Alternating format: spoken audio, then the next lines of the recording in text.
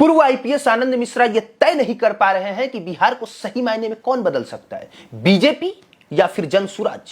क्योंकि आनंद मिश्रा ने आईपीएस की नौकरी इसीलिए छोड़ी क्योंकि उनको नेता बनना था, उनके शब्दों में कहे तो बिहार बदलना था। इसके लिए बक्सर लोकसभा क्षेत्र आए चुनाव की जोर शोर से तैयारी की, लेकिन ऐन मौके पर पता चला कि बीजेपी ने उनके साथ धोखा कर दिया है और उनको न टिकट देके मिथिलेश तिवारी को टिकट दे दिया है। आनंद मिश्रा इस बात से इतने नाराज हुए कि निर्दलीय चुनाव लड़ने की उन्होंने तैयारी की।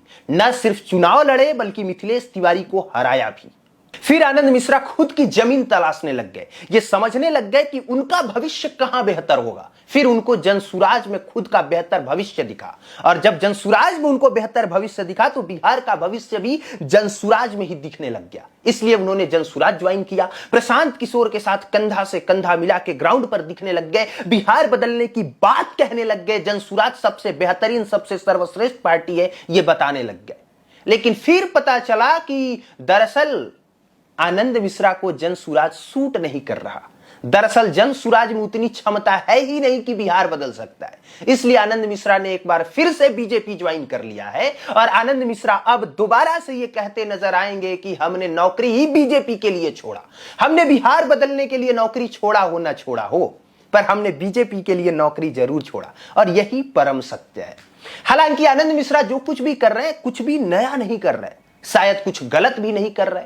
बिहार के तमाम बड़े नेता, सिर्फ बिहार के ही नहीं बल्कि देश के तमाम बड़े नेता यही तो करते हैं।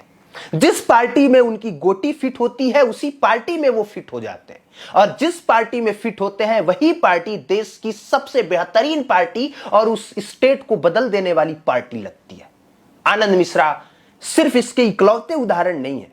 वर्तमान समय में पवन सिंह को देखिए।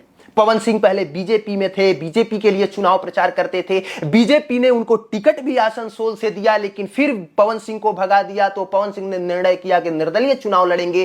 काराकाट से निर्दलीय चुनाव लड़े और बीजेपी के कैंडिडेट को उन्होंने हरा भी दिया, मतलब एनडीए के कैंडिडेट को उन्होंने हराया भी। उपेंद्र कुशवाहा को हराने के बाद बीजेपी को यह समझ में आया कि उधर बक्सर में आनंद मिश्रा की ताकत कितनी बड़ी है और इधर काराकाट से चुनाव लड़ चुके पवन सिंह की ताकत कितनी बड़ी है।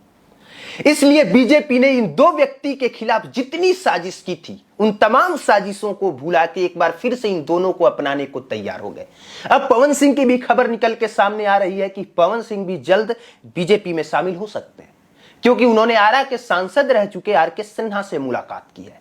अब यहां पे सोचने वाली बात यह है कि ये नेता जो बार बार पार्टी बदलते हैं, पाला बदलते हैं, अचानक से अपनी भाषा और परिभाषा बदलते हैं, दरअसल उनका सिद्धांत क्या है?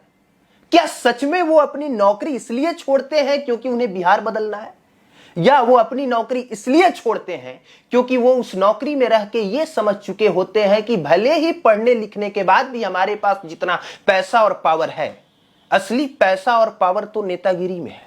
इसलिए चाहे वो गायक हो, अभिनेता हो या नौकरी पेशा व्यक्ति, आखिरी मंजिल सबकी नेतागिरी ही होती है।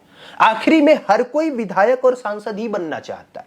आपको क्या समझ में आया कि जो आनंद मिश्रा बिहार बदलने की बात करते थे, जो आनंद मिश्रा सिद्धांत की बात कहते थे, जिस आनंद मिश्रा को बीजेपी ने भगाया, बीजेपी ने तमाम कोशिशें की कि बक्सर लोकसभा क्षेत्र से वो चुनाव तनिक भी न जीत सके, आनंद मिश्रा की छवि धूमिल करने के लिए बीजेपी ने पूरी कोशिश की, यहां तक से उनके खिलाफ असम के मुख्यमंत्री को भी चुनावी मैदान में उतार दिया।